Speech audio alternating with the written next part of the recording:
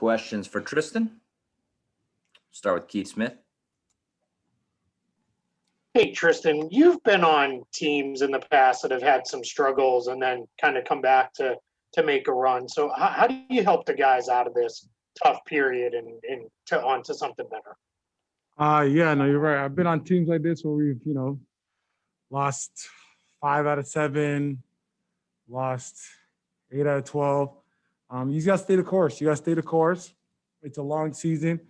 I think the key is just make sure everyone's staying to their routine. And if guys feel like, they're in a rut or a slump, you just got to get back to the basics. Just do that much more. Just do 1% more, whether it's get some extra shots up for bigs, get some extra hooks, or in the weight room, just get an extra lift, extra 20 minutes. Just get back to the basics.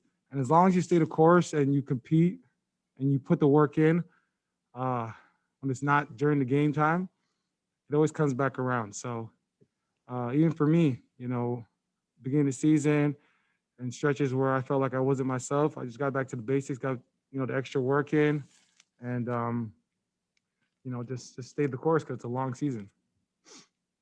Mark Murphy.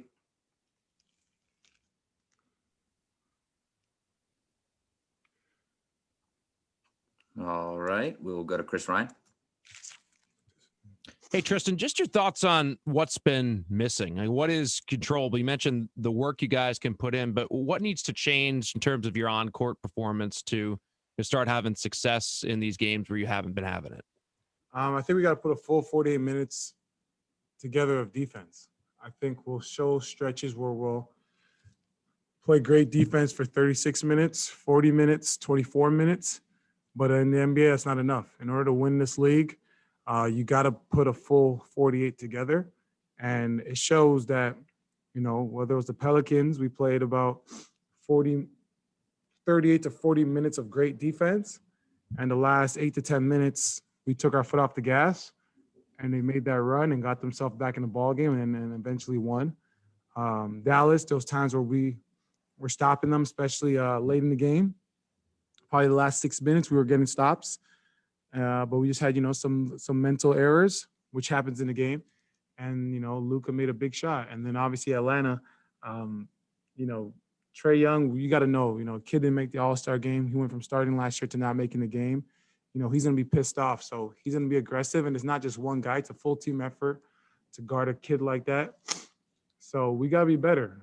Tonight, Indiana, Sabonis, Malcolm Brogdon, they probably feel like they should have had a stronger consideration into the All-Star game. So, they're going to be aggressive and pissed off, especially it being a TV game. They're going to want to come out and prove to all the coaches and players that didn't vote for them that they deserve a spot. So we got to know that we're going to get their best game. So we got to take that challenge and understand we got to play a full 48 minutes of basketball to get a win tonight. Taylor Snow. Hey, Tristan, the Garden announced yesterday that they'll be reopening later next month at limited capacity. Just how does that make you feel knowing that you're going to finally be able to get to play in front of some of these fans, and how can that serve as somewhat of a morale booster for the team too? 3 words: about fucking time. So, that's one reason why I wanted to join this organization, just because of how amazing their fans are and their fan base. And of course, we're limited to, 12% or whatever the number is.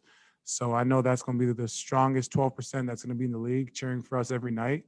And having them back, in the arena will just bring an extra energy for us and give us that boost that we want and also need sometimes during the game. So, I'm extremely excited, and hopefully as the weeks and months continue, as this virus, settles down a little bit and the vaccine keeps going, we can get a higher percentage into the arena.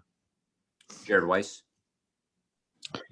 Tristan, usually on defense, traditionally the big man's the one communicating most of the coverages.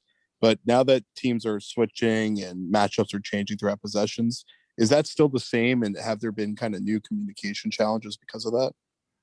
Yeah, no, the NBA is different now. Back in the day, they'd always say it's the 5-man as a backline defense. But now the way the game is played and having guys that are mobile that can guard multiple positions or with actions that are different now, it takes all 5 guys. It takes all 5 guys because there's a lot of times and points in the game where low man of that's the last resort help might be a small. So the game is totally different. It's no longer just the big man on the back line. If you watch the games, a lot of times it's usually a little guy, and teams usually try to put the point guard in the corner to be the low man to pull in and guard the big. So it's got to be all 5 guys on the string.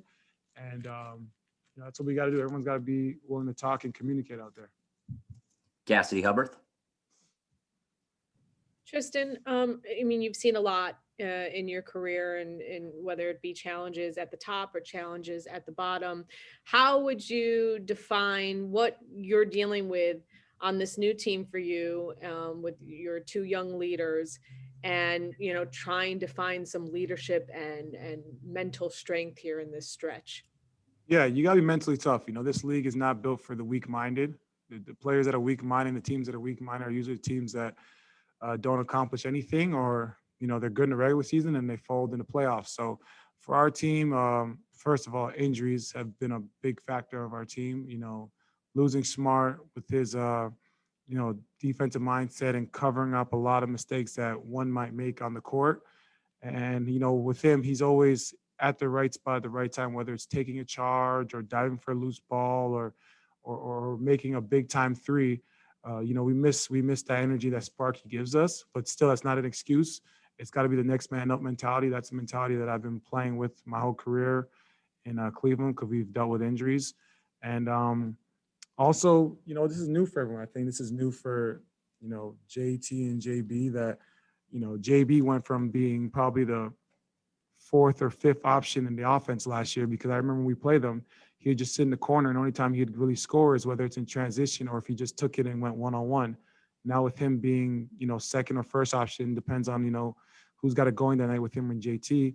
It's new for him, where, of course we need him to score, but also, he knows now that he has to, play, make, and find guys. And for someone that's went 5 years with the mentality, just go out there, be energy and score. And now that you have to be a playmaker, it takes an adjustment. And for JT, with this being his team and this is his franchise, in the face of our franchise, another challenge that, every year, the microscope's going to be on you, and they're going to, people are going to try and nitpick. But what I just try to tell those guys is just play your game. Those kids work too fucking hard every day. They're always in the gym, putting that work in. So I just tell them, just keep your head down, stay locked in on the journey and the course.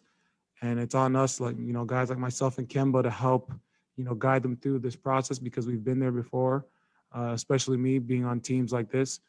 And, we got to, however we can help and make it easier for them, we got to do that. All right. And then Mark Murphy was having audio issues. So for the final question, he wanted me to ask you about the burden both Jason and Jalen carry as young stars with huge expectation. What's that Superman Uncle Ben quote he always used? What a great talents come with great responsibilities. So, I mean, those kids are very blessed to be very talented young men in our league and young stars in our league, but also that comes with expectations. And I think they're built for it. But like I said, you can't put the burden just on 2 guys.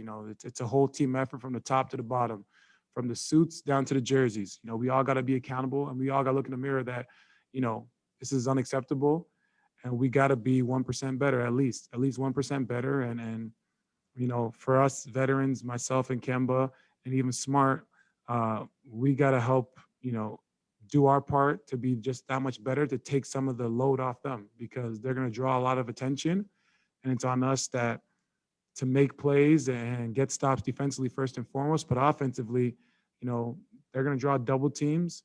And, when they pass the ball, and then they're doing a much better job in their playmaking ability, that we got to be aggressive and put pressure on the rim. So it's not on them 2, it's on all of us. I think we all got to be better. But obviously, I've been on teams with a big 3 that, whenever the ship looks a little shaky, they like to blame them. But it's everyone. We're all in this together, and you can't leave no man on the island. All right. We'll wrap it up right there. Thanks, Tristan. All right. Yep.